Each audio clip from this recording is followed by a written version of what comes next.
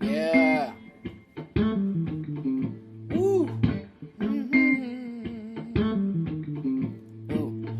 Third Degree, the Third Degree Net Podcast. Third Degree, the Third Degree Net Podcast. Third Degree, the Third Degree Net Podcast. Third Degree, the Third Degree Net Podcast. Well, hello there, FC Dallas Curious fan, and welcome to Third Degree, the podcast. Peter is not with us again, so you've got my weird voice. Hi, I'm Dan, and as always, the reason that you've come to join us every week, the man, the myth, the legend, Buzz Carrick. Hi, Dan. By the way, right off the top, I have a red-hot piecing breaking news that I got to get in really quickly. And that is, congratulations, my dude, on your engagement. Thank you. I also have something red hot to get off my chest, and that is that this 93rd episode of Third Degree, the podcast, is brought to you by the guys at Soccer 90. If you want to get your nice football clobber, I promise I will never use that phrase again. There's 40% off site-wide for all Third Degree, the podcast listeners with the promo code Third Degree. That's 3RD degree on soccer90.com. Yeah, they were super excited for your engagement, and they decided to extend that special another week so that everyone could take advantage and celebrate your pending nuptials, my dude. Ah, what heroes. Congratulations. Thank you very much. Peter was in such shock that he had to take a week off. Yeah. Oh, yeah, that's true. You got laid up completely by that news. Wow, phrasing. Oh, whoops. Sorry. So anyway, people aren't here to hear about my life. So, what about a certain Mr. Reynolds?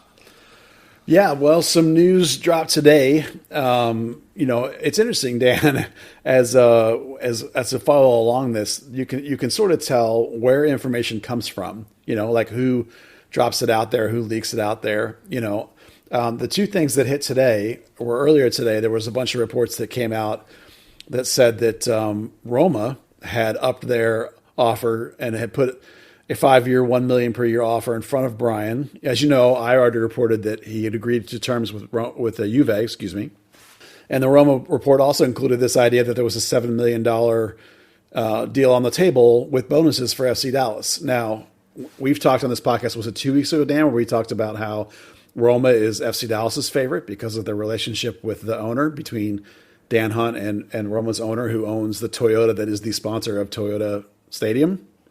So that's an important thing to understand, that FC Dallas's favorite is Roma, with a secondary favorite on their part. This part's the speculation on my part, these two things, that the secondary favorite for them is Club Bruges because of the opportunity to do other things with Bruges.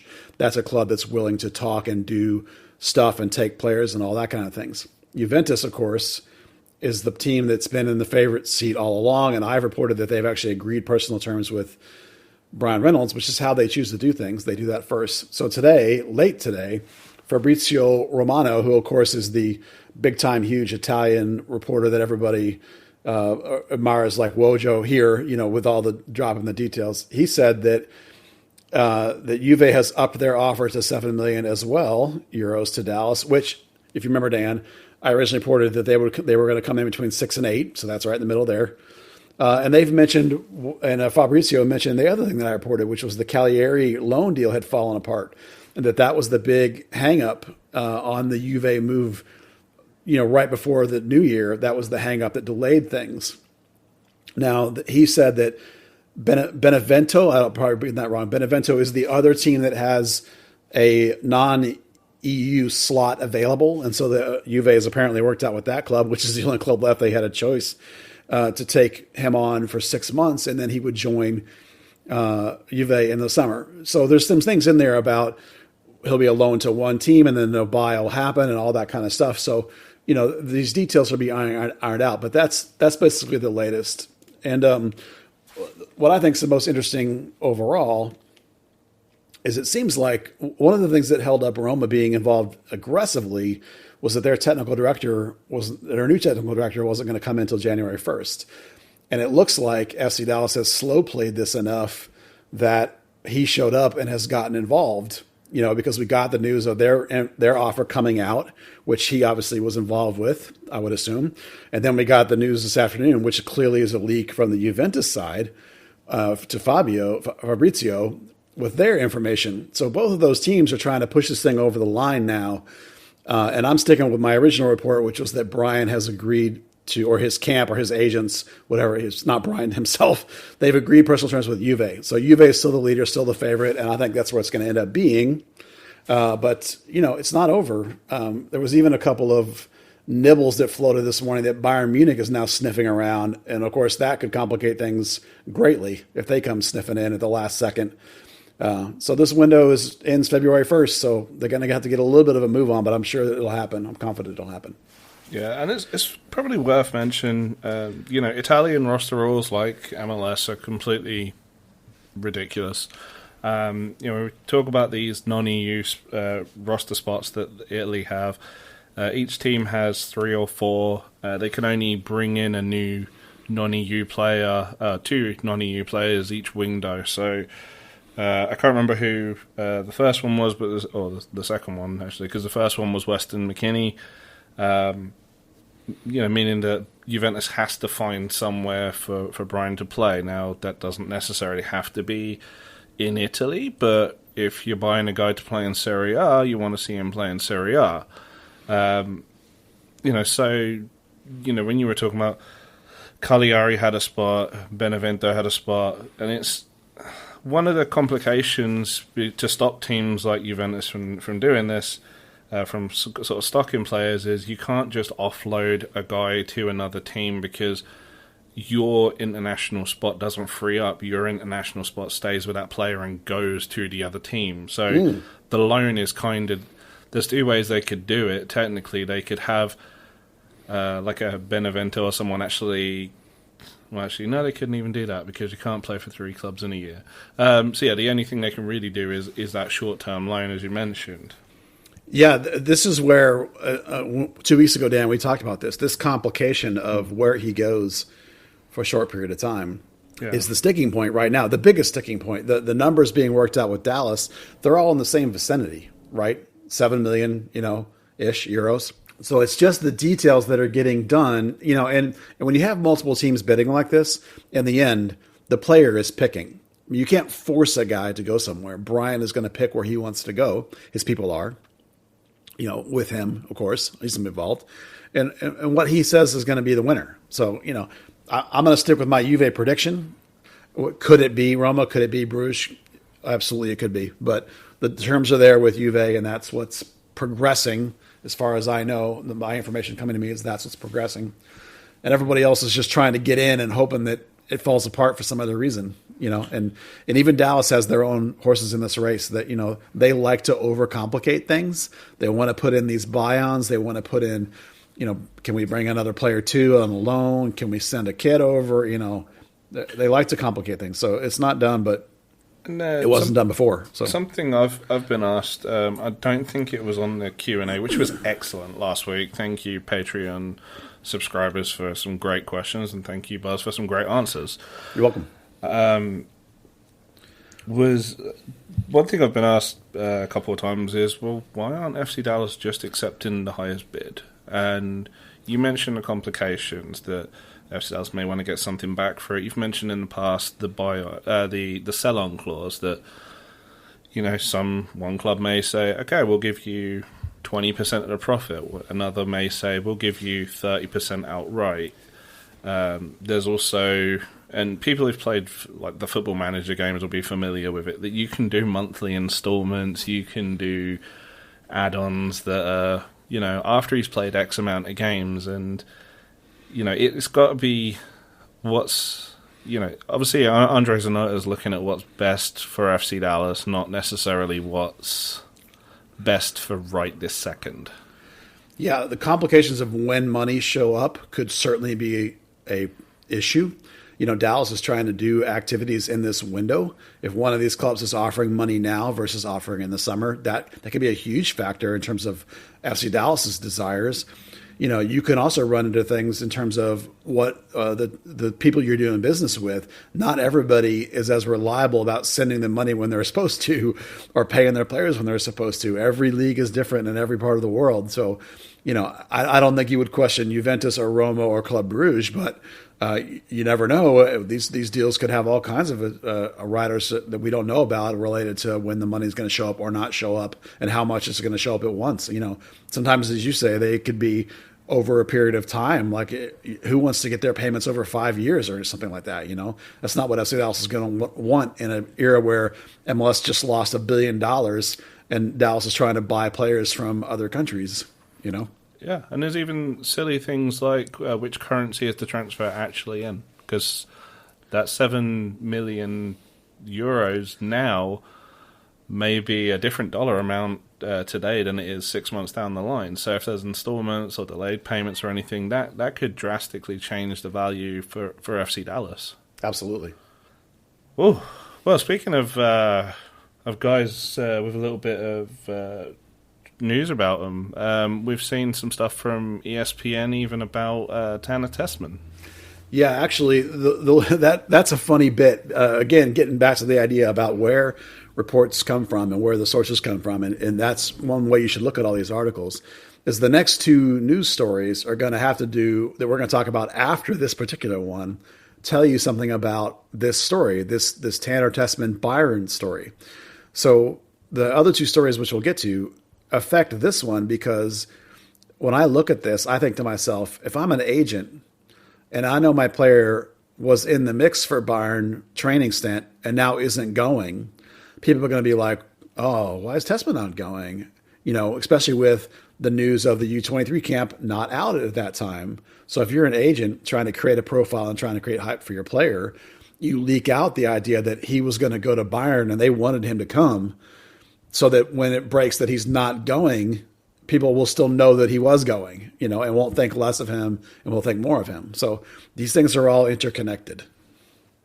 Absolutely. And, you obviously are referencing the 6 homegrowns that are set to go to Bayern Munich for another training stint. Thomas Roberts for his 4th, Brandon Savania for his 2nd or 3rd. Second.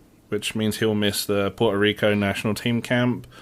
Ricardo Pepi with his 2nd. Edwin Cerrillo with, I think, his 2nd as well. Yep. And then Dante Seeley and Justin Che. Yeah, this was actually surprisingly pleasant, because I assumed, obviously incorrectly, that it would just be Tessman and Justin Che, the two guys that hadn't been exposed yet. I mean, Roberts is going for the 4th time, so it's awesome to see that Bayern Munich is still willing to take these guys, all of them back from multiple occasions. I mean, Ricardo Pepi is going to want some redemption. You remember when he went last time, he got hurt like 2 days into the thing and didn't even get the opportunity.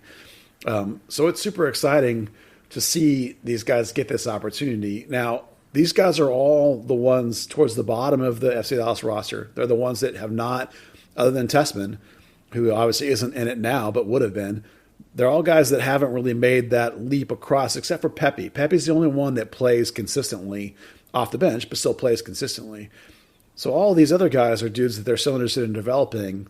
And this Bayern training stance are a big part of pushing younger players who aren't getting the minutes, putting them out of their comfort zones, putting them in a different environment, putting them out there with some different kind of methodology, some different training, and see how they react. And it's a really huge deal. But it raises the question, Dan, when these guys come back, do they just go back to these garbage minutes or no minutes, or do they go back to North Texas? I mean, what do they do with them? I think something's got to give here, don't you, that some of these dudes are not getting anywhere near the PT that they need. Yeah, and I think you've talked a little bit about Thomas Roberts, maybe chasing a loan out of the country, or at least out of Dallas. I think one of the things we heard around his 3rd stint was that was kind of like the now or never trial to maybe get a spot at Bayern. He's had a couple of training stints. He's now going back there and just, North Texas doesn't serve him any purpose at this point. He's He's way above it. The only real thing you can get out of it is seeing how he can play consistently, and he grabbed that consistency by the end of the season. So and even speaking to Eric Quill, he'd actually mentioned that Cirillo and Roberts were two guys that he was really impressed with their mindset and not viewing it as taking a backward step, but just a necessary step to get time and to, make the best of what's a kind of a bad situation, going from, having a good run in the first team to then going and playing USL. Yeah. Roberts last year did a nice job embracing that, but basically since he's decided to take responsibility for his own self in the sense of like going and working with an outside trainer to get stronger and fitter. Like since that mindset change, he's been, I think, terrific both for North Texas and training. I haven't seen it obviously, but that's what I hear. And Cirillo at the very end of the North Texas season made a jump forward in terms of his performance. But Dante Seeley, because he didn't have the antibodies, apparently was not able to go down, so he missed out a lot. Justin Che, I imagine, will spend the bulk of next season with North Texas. But you can't really expect Cervania to go back down there. The guy's got a senior national team camp. He's I'm not going down there. Oh, Pepe's, yeah, and Pepe's in the mix. So it's like you're still looking at guys like sending Roberts and Cirillo down more, like for a third season. I don't know what that does you. Now it's a work in progress with this club. They don't have an optimal situation. If that club if North Texas was in USL Championship, oh, absolutely send them. Yeah, that's beautiful. But there's a little bit of a gap that's not quite right, and I don't know that there's a better solution until FC Dallas manages to get a team into the USL Championship or until the USL 1 comes up in performance. Now, maybe a tough ask to see them get into the championship because the USL doesn't want those teams in the championship, right? They want those teams in USL 1. Yeah. So I just think we need a further evolution of USL 1 over time. North Texas will become a better and better and better option for these guys. But for some of these dudes, it may never be right. FC Dallas really needs to look outside their own system and find the right opportunity, the right relationship to get these guys loaned to teams, whether it's just purely hypothetical now, whether it's like a Byron 2 that plays in Bundesliga 3. I mean, that's a pre-existing relationship, right? Mm-hmm. Or if the Club Bruges thing happens with Reynolds, maybe you can tack something on there, like let's loan you a Roberts. Maybe that's in Belgium. That's a league he might do well in. They got to find some other possible ways to pay off these invested players, these signed players that are pro-level players that aren't maybe first-team MLS ready this second. There's some work to be done here. Yeah, and even and I think this is probably more Roberts than anything. There are definitely instances, we've both been around youth soccer for long enough to know there are plenty of instances where there is a really super talented player, a club that really does well developing super talented players, but it's not necessarily the fit.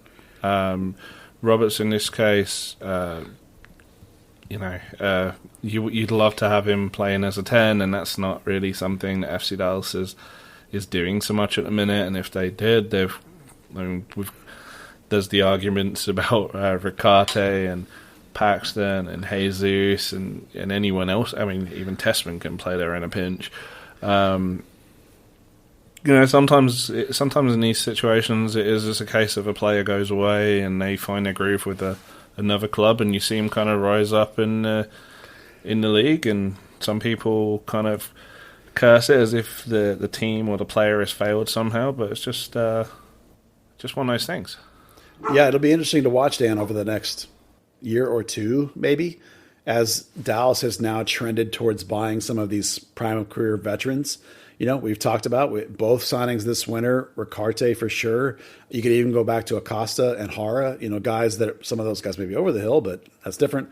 If you're a 17-year-old Dante Seeley and you see them buy a 25-year-old wing, what are you thinking right now? Or Brandon Cervania when Ricarte comes in, and Roberts when Ricarte comes in, you have to be thinking, boy, I got to find.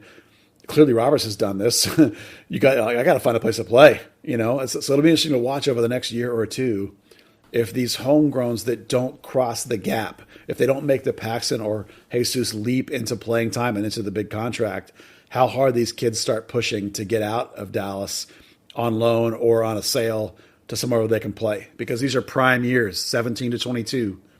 Not playing is not good for those guys. Oh, absolutely. And that's one of the benefits of the academy system over the guys that go to college. They are playing, they are getting minutes in those formative years, and so sitting them down, it's just kind of a waste of time. But you mentioned Jesus and getting playing time, and we also had the under-23 and senior team camps for the national team, and Jesus sitting on there, Bryan Reynolds, and Tanner Tessman. Yeah, what's interesting is that I had Tessman pegged as a starter for the U20s. Roberts could have been in that mix. Pepe would have been in that mix. Seeing Tessman jump up to the U23 team is interesting. That's really impressive. Jesus was a no-brainer. Jesus has been in senior camps. It was obvious he would get the tap. Bryan Reynolds, I find curious. I don't know what you think about this, Dan. I'm not sure that he'll be going to that. I mean, if this deal closes with Juve or Roma or Bruges or whoever, he's going to be heading off to Europe. I mean, I'm almost shocked that they even bothered to call him in, frankly. I mean, I don't know anything on this one, but I can't imagine that he's going to go to U.S. national team's camp the week he signs with Juventus or Roma. That's not happening. No, absolutely. But you put the invite out, and if something gets held up, then you've still got him. Obviously, FC Dallas like to take the approach of, well, he's still our player, so stop talking about him. Buzz. Yeah. So I'm sure that was probably the communication with Jason Christ. As hey, he's still an FC Dallas player. Treat him as an FC Dallas player. Yeah. Well, the one missing big name, of course, is Paxton. He would have been involved in this mix for sure if he was healthy. And side note, Tanner Tessman, obviously, in terms of U.S. camp, has moved ahead of Brandon Cervania, too. Brandon was considering that Puerto Rico call-up, obviously, and has chosen the Bayern bit, it seems quite clear, over Puerto Rico, which I don't blame him for. But it's an interesting question to watch, interesting situation to watch how these things all change and move and flux. And it's exciting to have guys fill in at that U23 level. One name to throw in the hat if Bryan does indeed not go, keep an eye on Kevin Bonilla perhaps as a fill-in. He's a U20 right back and has actually floated up with a U23 team before too, because Dallas produces quality players that can handle that level. Yeah, it did look. I mean, I'm not overly familiar with every player in the pool, obviously, but from what a lot of what I saw was them talking about loading up on right backs, and then one of the 12 players called up to the senior team as a right back that nobody ever thought was getting a chance. So, it definitely seems like it's kind of build for the possibility. Speaking of, only having those 12 senior players, you mentioned Jesus. We always talk about his tweener status, where we don't really know where he belongs. But when the national team's still relying on Josie out the door, really, it's fair game for anyone that is a striker to, or any kind of attacking player to really be in there and try and get in the mix to take those minutes. Yeah, by all reports, Berhalter quite liked Jesus. When he was in camp last time. Best hope for if you're an FC Dallas fan, best hope I think is that maybe this camp will rejuvenate Jesus and get him back going. I think the idea that he's probably going to play more in the front line this year, just based on the roster numbers we're seeing, the jettisoning of wingers and lack of replacing all those wingers. Maybe that can be a move that'll happen this year. Is Jesus playing in the front line where he belongs? Hopefully coming out of this camp will be good for him. Definitely be a great thing to see. So we've got that coming up later in the month. We're also starting to get into that crucial time of the season where FC Dallas starts ramping up, building up a few depth options with the MLS Super Draft coming up in the next fortnight. Yeah, it's been a long time since I've done any deep dives into the players available, and that's coincided partially because of the decreasing value of the college draft. In particular, Dan, but this year is going to be a really weird one because of the COVID situation. Everybody in college got a blanket 1-year extension of their eligibility. So we don't even know who actually is going to be in the draft. It could be a really weird way for a draft. They even truncated it by a round, I think, because of the scarcity, of players that are going to be available. So it's a weird one. Yeah, I tried taking a look at the list of eligible players, and it still shows Derek Wardock's on it. So that's not right. So it's kind of difficult to know who. MLS hasn't really been that proactive with what the procedures are going to be for eligible players or putting those lists out. And I know NWSL they've kind of reformed their draft a little bit. One of the things were to change the eligibility criteria and registration, because they were pretty notorious for putting like an eligible player list, then a registered player list, then an amended list, and then the day before list, and all these other things. So, which makes it great for us because if there's any local players, then I could easily track them. Unfortunately, and particularly with MLS's way of just we don't really know. We'll tell you when it happens, I guess. It's going to make it a little difficult. I mean, obviously, they're not doing the in-person draft this year, so it's going to be certainly different. Maybe they're not.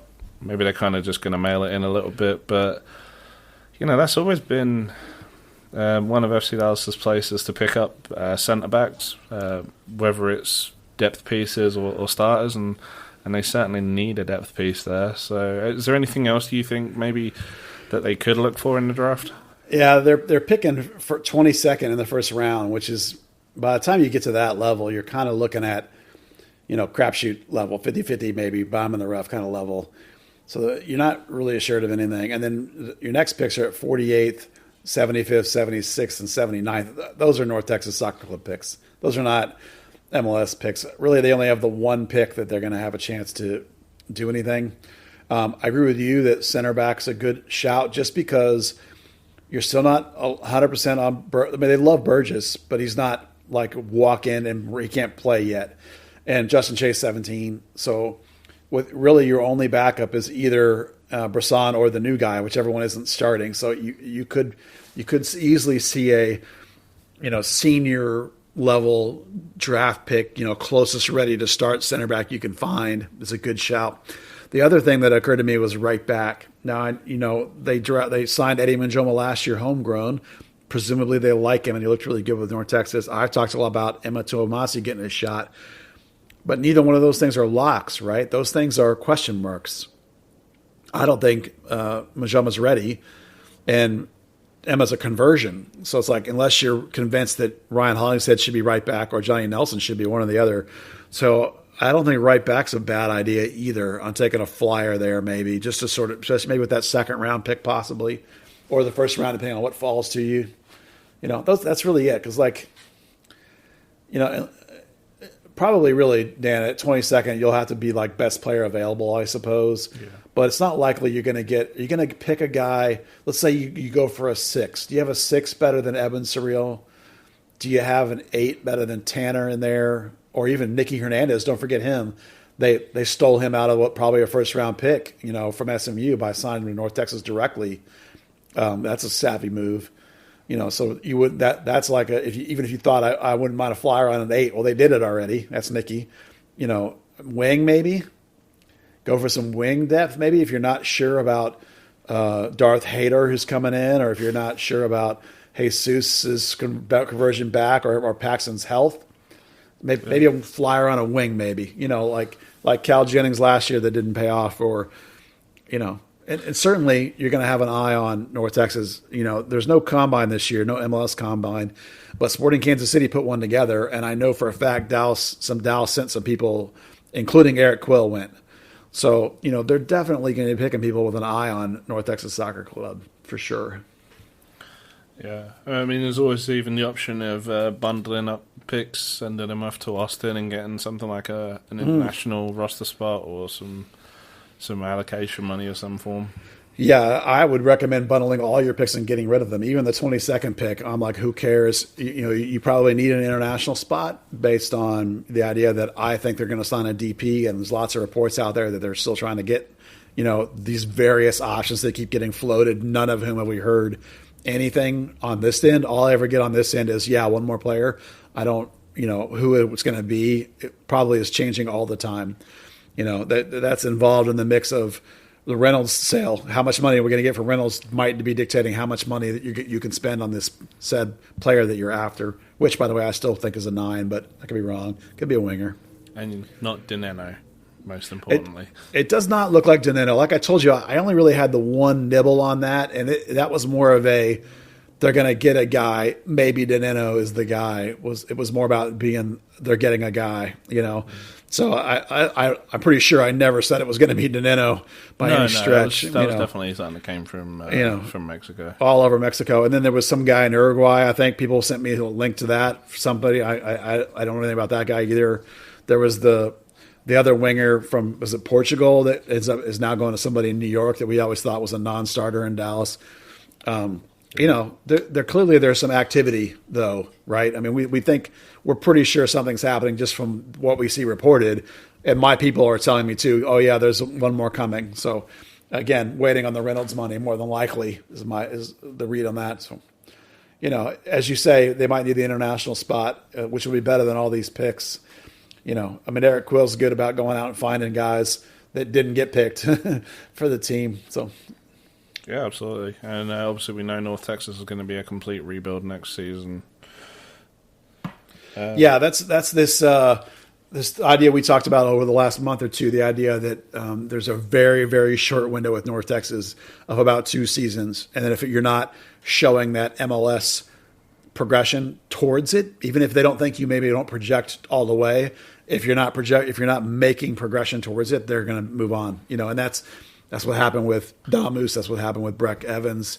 It's what happened with half of the internationals they've signed each year. It's like, we're not seeing it. I was going to say that it's actually a perfect segue to the news that Ronaldo Damus joined Orange County SC. Yeah, really good choice, actually. That's a solid club. It's been around a few years. They even have a foreign relationship. I can't remember who it's with. Is it Rangers that they have a relationship with? If it's Orange, yeah. Yeah, right. That's funny. That's a good point. But good for Damus. He's always talented enough to be in the USL level. That's his level, I think. Mm-hmm. I don't think he's going to be looking at a move to Rangers, but good move for him. I think that's a good pickup. Solid organization, not a fly by night, never a brand new organization. Yeah, definitely. And I saw a little bit of disappointment among FC Dallas fans that that he hadn't had a loan out in USL Championship, and maybe he could have been good enough for MLS. But it's always worth pointing out that Lucci and the coaches, they see him in training every day. Anytime, in pre-COVID times, he was training with FC Dallas at times against the MLS players, and you get a pretty clear gauge for where a player can get to, and he was an outside chance really from when they signed him as an 18-year-old for the academy. Yeah, they actually arranged a loan for him last year to a fringe European team that was in a colder sort of part of Europe, and he turned it down to stay with North Texas. So, I think a certain amount of comfort level for that kid is probably important. He was comfortable here and probably will be comfortable in LA. So not quite LA, but you know what I mean? So I think it's a good move for him. I do think that I agree with the assessment that I never saw the MLS level in him. He was too one-dimensional for me. The touch was too loose. The decision-making was too chunky. So I never thought he was going to make it to MLS, but I do think he's a solid pro and is perfectly fine in USL. That's a good spot for him. Well, one guy that FC Dallas are hoping can make that step up is David Rodriguez, who appears to be on a 6-month loan to Atlético San Luis in Mexico. Yeah, he this last year, over the course of the season with North Texas, we saw David less and less, and he was playing with the U19 team more and more. Now, is some of that on the coaching decisions? Is some of that on him? There's a little bit of this missing progression that we're talking about. We're not seeing quite the step forward. Now, is he, because if he's not getting the playing time, it's hard to say, but you got to do more in training maybe. I do think as talented a player as he is and as talented of a passer, and he does have the ability to break a game with his passing. I mean, he was the creative force behind the U17s a year and a half ago. There is a little bit of athleticism missing, just that little bit of what's going to take to make it at the highest level, MLS terms anyway. So, not a bad shout to go down to Mexico. I don't know anything about Atletico San Luis, to be honest. If it's a chance for him to get some fresh ideas and a fresh outlook and revitalize himself and find something, and find something in his game and then come back raring, or even if they like him enough to buy him and give him a future, that's terrific. I mean, we always want all these kids to succeed. And if this is what gets it going for him, and to me, that sounds like a fantastic, without knowing anything about the club, what an opportunity to go down there and spend the next 6 months competing and see what you can do. Why not? Yeah. And it's worth mentioning that the Rodriguez brothers were born in Mexico, so it's not they bypass any foreigner rule or anything like that. So a try before you buy would be pretty good for him. One of the things with David is he is a very small player, which in the 17s was fine because he wasn't that much smaller than other guys. But he doesn't, like you say, he doesn't have that athleticism like a Michael Barrios or even it's like a Santiago Mosquera, where they've got that pace, they've got that bit of stockiness, that bit of muscle.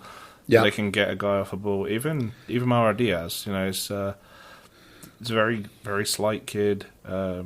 Maybe just needs to hit the gym or do something. It's kind of like how Thomas Roberts is working with a trainer, because Thomas Roberts he's a beanpole kid, and he plays a position where some centre back is going to take your head clean off. Yeah, Pablo Aranguiz is probably a good comparison too. Really talented player, maybe just not gritty enough for MLS, or doesn't have that little something extra in pace or burst. That I mean, listen, MLS is a super athletic vertical league. Can really great creative players that are not quite as quick succeed in lots of league around the world? Yeah, absolutely, but maybe not MLS. And David, funny thing about David, you mentioned that he was born in Mexico. He actually was young enough when he came here that he's very good at English, very fluent, which is funny because Arturo is not. Arturo came here later in his life and has never really. While he speaks some English, it's really funny to talk to the two of them, because one of them is, you can hardly tell has any Spanish at all, and the other one is really blocky. Yeah. So good kids, both of them. I'm super excited too that Arturo's going to Phoenix Rising. That's another club that's got ambition and a big organization, and probably will really fit a guy of his style. That's a great style fit, Phoenix Rising, for Arturo too. Yeah, and they're eternally kind of one of the best attacking teams, one of the best teams, period. Yeah. It'd be good to see him kind of show what he could do after that, the whole RSL deal, because, that was just, he was in a bad situation. That's a crappy organization. Yeah, that was a bad coaching fit, too. That was a team that, had a very vertical, physical, trackish kind of style coming from their coach, and Arturo was a bad fit there. And then of course once the organization went south, he's like, I got to come back. And we saw again the minute he showed up here how talented he really is. Again, a player who obviously FC Dallas has decided that doesn't project to MLS, and it's the same sort of bite thing with him. That's a kid they've had since he was 17. They've had tons and tons of looks at him. They've chosen not to sign him a couple of times now, so it's clearly not in the cards for him with FC Dallas. But perfectly talented player and perfectly good enough for USL, certainly in my mind. Can carve himself out a pro career, I think, quite easily. He's going to have to work at it. He's going to go out there and prove it.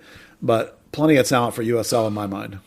3 years ago, out of the game completely, and looking at having a professional career in second tier, that's great if you can get it. Yeah, and his best ability probably is his big game, rise to the occasion mentality. He won the Dallas Cup for Dallas. For FC Dallas, he won or helped win the NTX championship the first year. He's a big moment guy, which sometimes it's hard to spot that. And if he gets an opportunity in USL, I think he's going to rise to the occasion. Absolutely.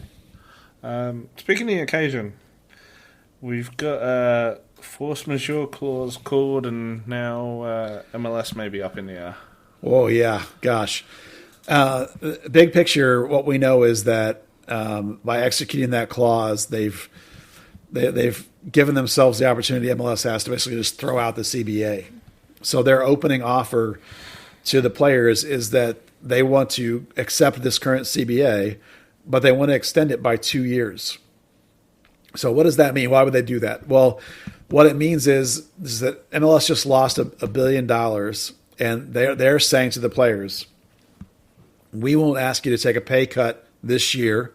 We'll pay you what all the players have agreed to, and give us some financial security in return, and extend this current CBA, the one they just negotiated, by 2 years. That means it'll go through 2027. Specifically, that means it'll go past the World Cup that's going to be here in 2026, right? Mm-hmm. So basically they're offering the players, this is the opening volley, trade us a little bit on the back end for security now. We're willing to lose money this year. Us, the league, will lose money this year and pay you what you have negotiated. But on the back end, it's going to come back to us a little bit by giving us an extra 2 years. So that's the current opening trade-off. Now we'll see. Will the players bite on that? Probably not. The first offer is obviously way below where you want to think it's going to end up. This is just the opening offer. They're probably assuming that they'll be moved back towards the middle, if you will. So they have like a month to negotiate this thing before they'll basically just tear it up and lock the players out or something. I mean, who knows what it'll actually be, but it's entirely possible it could affect the beginning of the season. I don't think it'll go so far as to be like a lockout or strike situation. I think too many of the MLS players are not millionaires. They're just, they make comfortable livings, relatively speaking, but they're probably not set up financially for these big shutdowns in employment. They can't afford to not play. Their marketing agreements with whatever sporting goods probably are impacted pretty heavily by not playing. So they don't have like the NBA players big time money in their pocket to be able to really fight it hard. I imagine there'll be a little bit of pushback and they'll meet somewhere in the middle. They'll get it done, I think. Yeah, there's two distinct ways you can look at this 2-year extension. First is MLS coming cap in hand and saying, guys, we've lost last year. We're losing this coming year. There's not going to be crowds. There's going to be a lot of stuff going on with travel and whatnot, and the cost of all the testing and everything else, really, until the vaccines spread around and kind of, things can go back to some sense of normality. The alternate view is this was the CBA that lined up the TV deal with the CBA. Right. So that really the players were going to get to have that immediate impact. Now it's going to, if it does extend 2 years, the league is going to have that 2 years in hand before they have to pay the players the kind of appropriate rise. Yeah. They do have that clause in there, Dan, if you remember, it's like 100, if the TV goes up like 100 mil, then they can X, Y, and Z kick in, and if I remember correctly, the current TV deal runs out end of 2022. Mm-hmm. So that's right after, World Cup. So, it's an interesting question. It's a lot of money on the line here, a lot of weighing of now versus a little bit later. Do I need this to get through that, or vice versa? So again, probably meet in the middle somewhere. Absolutely. Just hopefully doesn't drag us out to a late start to the season. Well, the one upside to that would be that the later the season starts, the better chance that you or I can get a vaccine and actually be able to cover the team again. So there is that.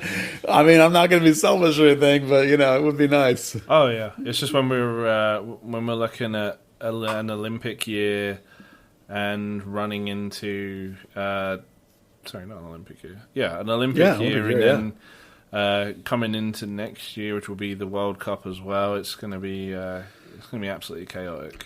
Yeah, lots of qualifiers this year. I just put up today a thing on the website, a calendar that I included all the qualifier dates. It's going to be a heavy, no U20, so that Dallas doesn't lose those guys other than Tessman.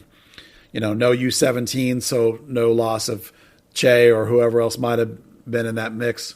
Some academy guys will probably miss out on that 17, like Antonio Carrera. But it's still going to be a load of call-ups and national team camps and both Olympics and senior national teams. So there'll be a lot of squad rotation for Dallas this year. And you talk about the age groups. That's World Cup and CONCACAF Championship. So a significant number of games that'll affect players. And it's kind of funny. You mentioned on that Q&A that I'm doing this an article about how things are in England with the new transfer system after Brexit and how that affects FC Dallas players. And one of the big things is the points that they get for playing in these youth tournaments. So to not have those is really, it potentially robs players of transfers to England or Scotland. Yeah, one of the things I find interesting thinking about these things in hindsight, Dan, is that we've been talking a bunch about how Dallas has gone out and signed these veterans that are more in the prime of their career. Mm-hmm. Well, none of these guys they've gotten except for Acosta are in national teams. They're all going to be available like the whole year. Yeah. Whereas the youth, the play the kids system, FC Dallas's kids are just chock full of those national teams. They're going to be. You remember that thing I wrote a year ago? But all these, there was 15 players they're going to be missing at one time or another. I do wonder if they were looking ahead to this year here, 2021, and thought, we better sign a couple of veterans who won't be missing. And then, of course, the 17s and the 20s got canceled. Now, they're still going to have the seniors in the Olympics, but I wonder if that was part of their thinking in terms of 2021 and 2022. Oh, I'm sure. I mean, it was only a couple of years ago that FC Dallas benefited in a similar way during the Gold Cup when they played RSL, and RSL had like 5 players in the tournament, and FC Dallas maybe had 1. Yeah. So one of the teams that were one of the better teams in the league for 6 weeks were absolutely terrible, and it kind of distorts the table if you can. If you can construct your roster in a way to get around it. Yeah, it'll be interesting to see how it pays off. There might be some real forethought that it comes to fruition for the club here, with these guys, with these mid-career veterans that don't get called up. It reinforces too, Dan, this idea of this 2 tiers inside this club now. We talked about this a little bit towards the end of the season. The idea that you have these players, this one chunk of the club that's these veteran players that they're coming in and bringing in, and they're going to be here. They're not going to get called up. They're going to compete every day in MLS. And then you have this other part of the club, which is about progressing the players from the academy, getting them into national teams, getting them loans, eventually selling them on to make money. Are those 2 facets of the clubs in check with each other, working with each other, or is there almost a splitting inside the club with how this is going to work? And are those 2 things pulling against each other in some ways? It'll be interesting to see how the evolution of the club happens with those 2 major pulling factors now clearly in evidence. Definitely, as my dog clearly had an opinion Doggy. on that. I'm thinking that's maybe a bit enough of MLS right now. How about we talk some Roja League? Oh, support local soccer. Love it. Absolutely. And, some sweet kits too. Yeah. Oh, dude, the black Denton Diablos kit is fantastic. It does look nice. I'm not a big fan of that hexagon Puma jersey, but in black that did look pretty sweet. And the hoop socks just finished it. I'm generally speaking, I'm not a fan of the all black kits. They're overkill. But that hexagonal pattern on that particular kit was terrific. And the black shorts with it is fine because as you say, the red and black hoop socks set it off. And you could have gone with solid red socks as well. But either way, phenomenal. Yeah, that looked great. So we had the semi-finals yesterday, since we were recording on Thursday as usual. I was going to go down to Foro SC to see Michelle and Co, but I fell a bit sick in the day, and I was like, no, I need my sleep. So it's your fault I got eliminated. It's probably my fault, yeah. Because I would have had the valid roster. But first game was in Denton, the Denton derby. First seed, Estudiantes looking to make it 2 years, not 2 years, 2 tournaments in a row. Game finishes 0-0, and Adrian Pinales, who is, I want to say he's like 35 now, Still looks like he's 23 when he's playing. Steps up to score the winning penalty for the Diablos. Yeah, I thought Damon tweeted out that he had been like in their very first tryout camp ever, and is now basically their longest serving player, which is only a couple of years, but still, It was cool to see him be the big guy. Yeah, I remember when I went to see him play Fort Worth in the last tournament. I asked Damon, who's that guy? What's his story? And he's like, he's from, I can't remember if he's in Guatemala or Mexico, but he's like, yeah, he just showed up to our first tryout. And I was like, this roster says like 35. He's not 35. He's like, no, he really is. And he's like up and down the wing. He's absolute grind out kind of player that you want on any team. The guy that you would hate to play against because every time you turn around, he'd be 10 yards down the field annoying you. Yeah, no, absolutely. And then here a little closer to me in North Dallas, FC Harrington and 4-0, which was the game that got postponed or abandoned, I should say, and had been a bit of a heated affair. FC Harrington took a 3-1 first half lead, and it was 4. It was the number 1 seed, not Estudiantes. Right. Yeah. They tied up late, but Harrington pulled it out 5-3 on penalties. That's Kevin Bonilla's team. So they will go on to Saturday's final in Denton at Texas Women's University to play the Diablos for the awesomely 3D printed Roja League Invierno, yeah. Yeah, I can't say it. I was surprised to find a former Portland Timber player on 4-0's roster. That was fascinating to discover. So that was when we went through the rosters when we originally got sent them, and that's kind of where we looked at, Premier Legends looked kind of all right because that was FC Dallas Premier 01, which was Jesus Ferreira's old team, the Tonkinson kid that plays for Norwich City's old team. That looked like a team that should do something, and weirdly finished bottom on 1 point. And then Estudiantes, some great college players there. And in 4-0 was like this team of, they had some decent young guys, whose names are escaping me. One's a left back, another one's a striker.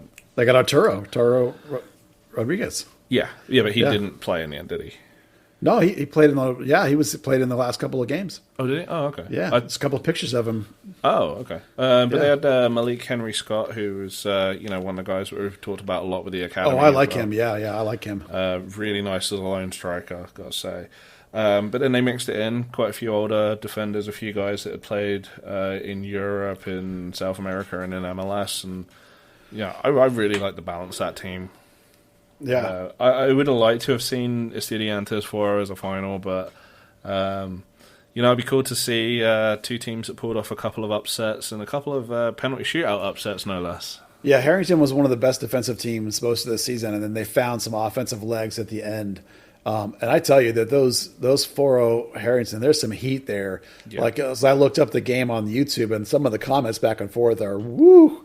There's definitely a rivalry there going on with those two teams. Yeah. Harrington's an interesting one because they're a young team, but they're also kind of a bit of a rough team. Definitely, when I saw them play against Premier Legends, I watched one of the Premier Legends players get kneecapped, which wasn't pretty.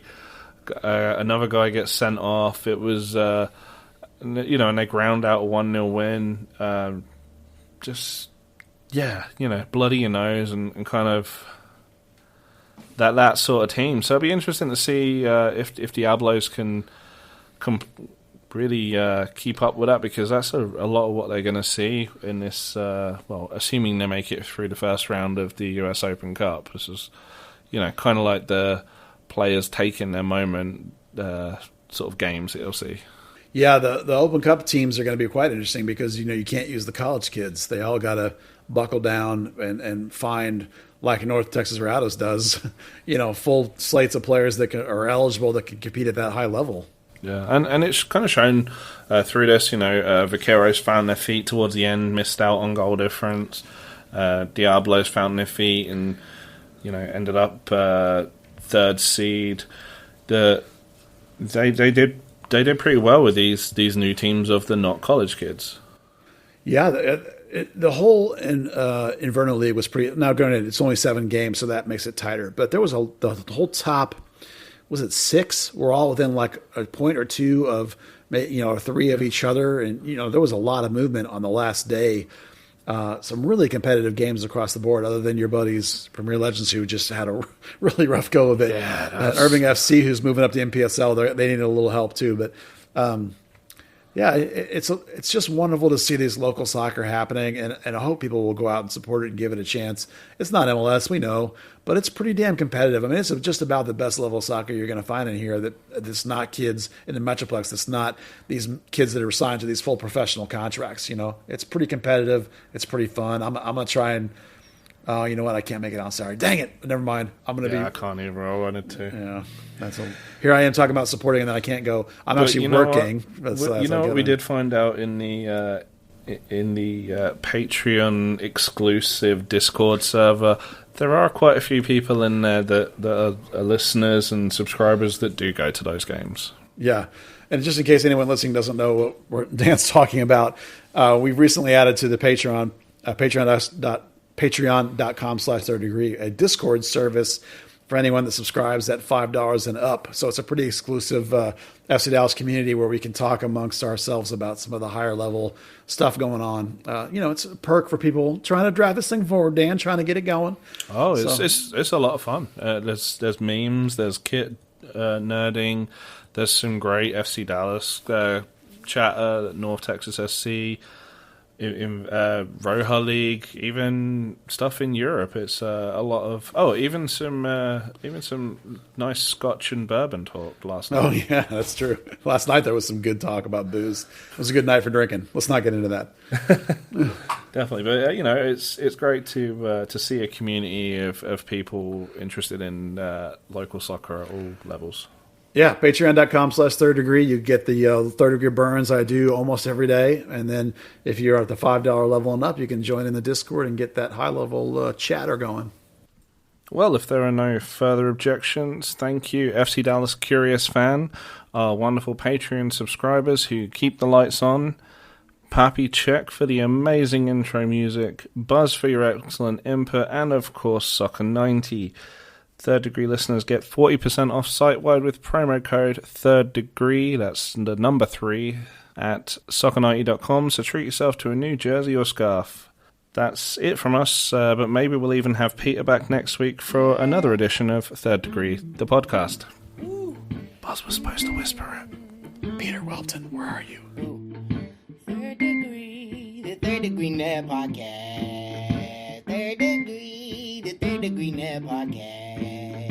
Third Degree, the Third Degree Net Podcast. Third Degree, the Third Degree Net Podcast.